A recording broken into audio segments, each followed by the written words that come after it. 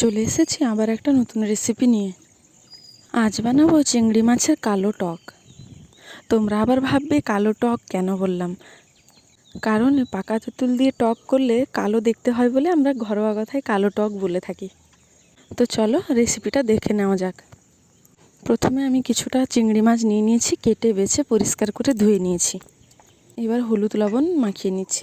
আর তোমরা দেখতে পেলে আমি প্রথমে পাকা তেঁতুলটা ভিজিয়ে নিয়েছি জলে, আমার প্রয়োজন মতো নিয়েছি। এবার এদিকে কড়াই বসিয়ে সরষের তেল দিয়ে কড়াই বসিয়ে দিয়েছি। কড়াইতে দিয়েছি সরিষার তেল। তেল গরম হয়ে গেলে মাছগুলো এদিক ওদিক করে হালকা ভেজে নিব। এদিকে তেঁতুলটাও চটকে তেঁতুলের কাতটাও বের করে নিব। দেখো হালকা ভাজা হয়ে গেছে। এবার একটু মাঝখানে জায়গা করে নিয়ে দিয়ে দিচ্ছি তেলের মধ্যে ফোড়নে দিয়েছি শুকনো লঙ্কা আর 5 ফোড়ন। একটু এদিক ওদিক নেড়ে দিয়ে দিব তেঁতুলের কাতটা। এবার প্রয়োজন মতো জল দিয়ে ফুটিয়ে নিব।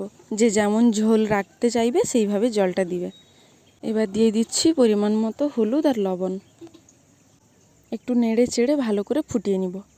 দেখো তরকারিটা প্রায় হয়ে এসছে। এবার দিয়ে দিব এখানে পরিমাণ মতো চিনি। আমি এখানে 1 চামচ চিনি দিয়েছি।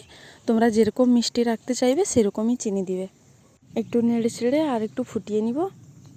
দেখো দেখতে কতটা সুন্দর লাগছে, খেতেও বেশ সুন্দর ছিল। এবার ওপর থেকে কাঁচা সরিষার তেল ছড়িয়ে দিলেই রেডি চিংড়ি মাছের কালো টক। তো রেসিপিটা কার কেমন লাগলো অবশ্যই কমেন্টে জানাবে। ভালো লাগলে লাইক শেয়ার করতে যেন ভুলো না। আর ভিডিওটা কে কোথা থেকে দেখছো সেটাও যেন কমেন্টে জানাও, তাহলে তোমাদের নাম নিয়ে আমি ধন্যবাদ জানাতে পারবো। তো এই চিংড়ি মাছের টক মিষ্টি রেসিপিটা তোমাদের কেমন লাগলো অবশ্যই কমেন্টে জানাবে। দেখো দেখতে কতটা সুন্দর লাগছে, খেতেও বেশ ভালো ছিল।